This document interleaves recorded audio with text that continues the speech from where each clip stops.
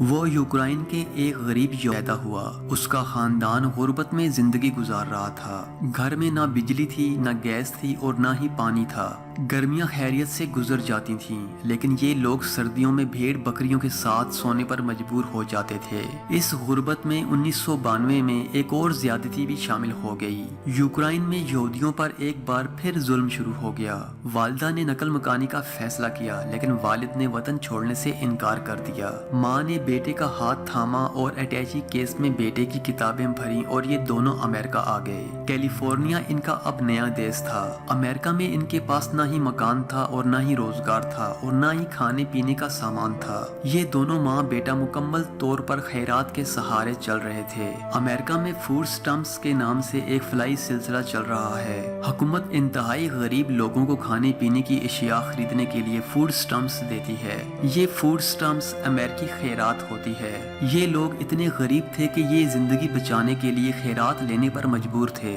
جین قوم کے پاس پڑھائی کے علاوہ کوئی چارہ نہیں تھا اور وہ پڑھنے لگا، لیکن وقت گزرنے کے ساتھ ساتھ پڑھائی کافی مہنگی ہونے لگی۔ فوڈ سٹمپس میں گزارا مشکل ہو گیا۔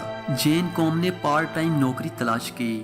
خوش قسمتی سے اسے ایک اسٹور میں سویپر کی ملازمت مل گئی۔ اسٹور کے فرش سے لے کر باتھ روم اور دروازوں کھڑکیوں سے لے کر سڑک تک صفائی اس کی ذمہ داری تھی۔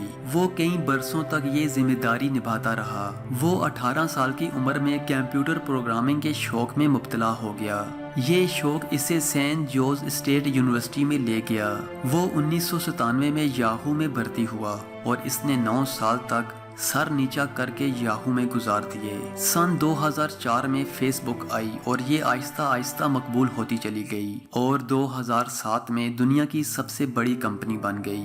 جین قوم نے نوکری کے لیے فیس بک پر اپلائی کیا، لیکن فیس بک کو اس میں کوئی قابلیت نظر نہ آئی اور وہ نوکری حاصل نہ کر سکا۔ وہ مزید 2 سال یاہو میں کام کرتا رہا۔ وہ ایک آئی فون خریدنا چاہتا تھا، لیکن اس کے حالات اسے اجازت نہیں دے رہے تھے۔ اس نے تھوڑے تھوڑے پیسے جمع کیے اور نیا آئی فون خرید لیا۔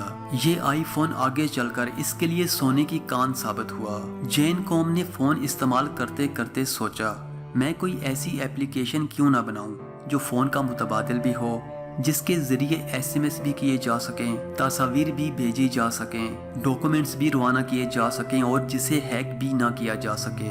یہ ایک انوکھا آئیڈیا تھا۔ اس نے یہ آئیڈیا اپنے ایک دوست کے ساتھ شیئر کیا۔ یہ دونوں اس آئیڈیا پر کام کرنے لگے، یہاں تک کہ یہ 2 سال میں ایسی ایپلیکیشن بنانے میں کامیاب ہو گئے۔ یہ ایپ فروری 2009 میں لانچ ہوئی اور یہ دیکھتے ہی دیکھتے مقبولیت کی حدیں پار کر گئی۔ یہ ایپ انٹرنیٹ کی دنیا میں انقلاب تھی۔ اس نے پوری دنیا کو جوڑ دیا تھا۔ یہ ایپلیکیشن واٹس ایپ کہلاتی ہے۔ دنیا کے 1 ارب لوگ اس وقت یہ ایپ استعمال کر رہے ہیں۔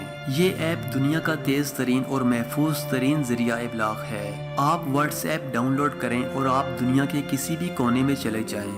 آپ کو نیا فون اور نیا نمبر خریدنے کی ضرورت نہیں پڑے گی اور نہ ہی آپ کسی موبائل کمپنی کے ہاتھوں بلیک میل ہوں گے۔ آپ پوری دنیا کے ساتھ رابطے میں رہیں گے۔ جین قوم کو واٹس ایپ نے چند ماہ میں ارب پتی بنا دیا۔ یہ ایپلیکیشن اس قدر کامیاب ہوئی کہ دنیا بھر کی کمپنیوں نے اس کی خریداری کے لیے بولی دینا شروع کر دی، لیکن جین قوم سب کو انکار کرتا رہا۔ فروری 2014 میں فیس بک بھی واٹس ایپ کی خریداری کی دوڑ میں شامل ہو گئی۔ فیس بک انتظامیہ نے جب اس سے رابطہ کیا تو اس کی ہنسی نکل گئی۔ اس نے خدا کا شکر ادا کیا اور کہکا لگا کر بولا، یہ وہ ادارہ تھا جس نے مجھے 2007 میں نوکری دینے سے انکار کر دیا تھا۔ وہ دیر تک ہنستا رہا۔ اس نے ہنسی کے دوران فیس بک کو ہاں کر دی۔ $19 بلین میں سودا ہو گیا۔ یہ کتنی بڑی رقم ہے، آپ اس کا اندازہ پاکستان کے مالیاتی ذخائر سے لگا لیجئے۔ پاکستان کا فارن ایکسچینج اس وقت $22 ارب ہے اور پاکستان 70 برسوں میں ان ذخائر تک پہنچا، جبکہ جین قوم نے ایک ایپلیکیشن $19 ارب میں فروخت کی۔ جین قوم نے فیس بک کے ساتھ سودے میں صرف ایک شرط رکھی اور وہ شرط یہ تھی کہ میں فوڈ سٹمپس دینے والے ادارے کے ویٹنگ روم میں بیٹھ کر ہی دستخط کروں گا۔ فیس بک کے لیے یہ شرط عجیب تھی، کیونکہ یہ لوگ یہ معاہدہ اپنے دفتر یا اس کے آفس میں کرنا چاہتے تھے۔ लेकिन वो डट गया, यहाँ तक कि फेसबुक इसकी जिद के सामने मजबूर हो गई। और फिर एक तारीख तय हुई और फेसबुक के लोग फ्लाई सेंटर पहुंचे। वो वेटिंग रूम के आखिरी कोने की आखिरी कुर्सी पर बैठा हुआ रो रहा था। वो क्यों ना रोता, ये वो सेंटर था जिसके इस कोने की इस आखिरी कुर्सी पर बैठकर वो और इसकी माँ घंटों फूड स्टम्प्स का इंतजार करते थे।